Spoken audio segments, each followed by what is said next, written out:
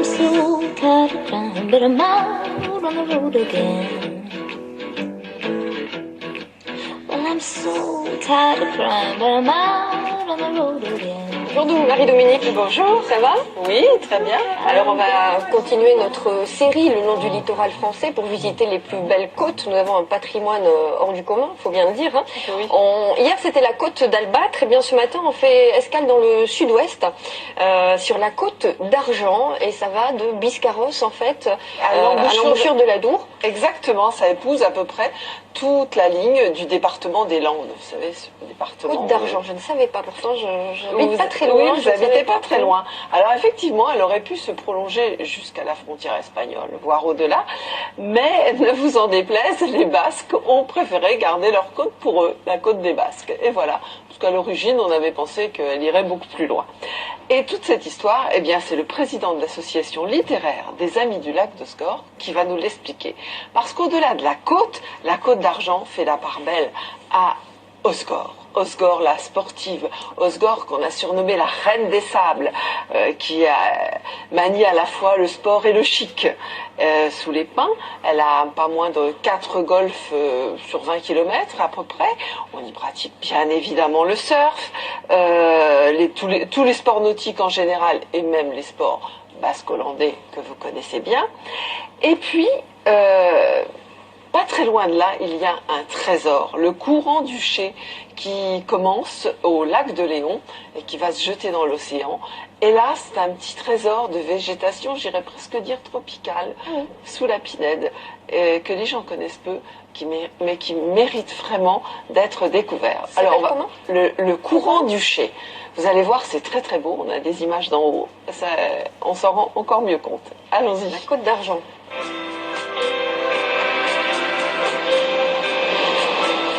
La Côte d'Argent, née des rêves d'un journaliste poète, étale son long ruban blond entre les pins et l'océan, de Biscarrosse à l'embouchure de l'Adour. Osgore, la station mythique de la Côte d'Argent, est née autour d'un lac en 1900. Osgore est né grâce à un écrivain, Rony Jeune, qui est venu ici en 1901 et qui a fait découvrir à la France entière ce merveilleux cadre ici, un site tout à fait romantique, mais à la fois il a trouvé avec la forêt, avec l'océan, avec le lac, un lieu idéal pour écrire, et il a fait venir beaucoup d'écrivains et d'artistes ici à Osgore. Nous avons ici le reste de l'Adour, qui était un fleuve vagabond, et il reste sur ce lit de l'Adour qu'un étang.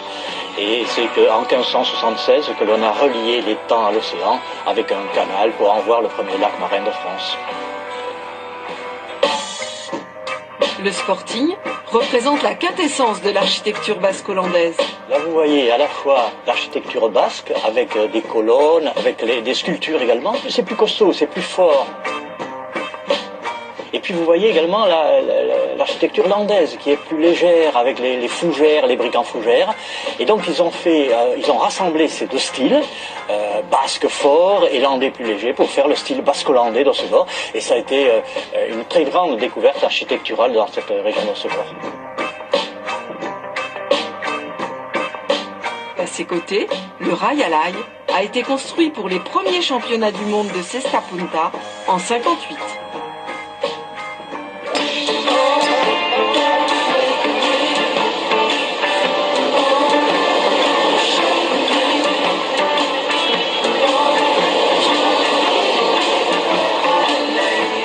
Osgore la sportive est une pépinière de surfeurs.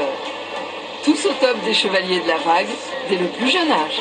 Osgore est un endroit en France où on trouve des vagues parfaites pour débuter et pour progresser quand on sait surfer. C'est un endroit où on peut pratiquer le surf à tous les niveaux et toute l'année.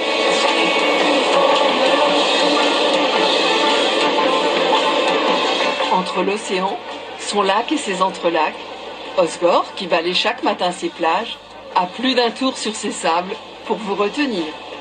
Au cœur d'Osgore l'élégante, et à 2 pas de la plage, le nouveau 202 et l'hôtel des surfeurs. Chambre racée et palme du meilleur petit déjeuner.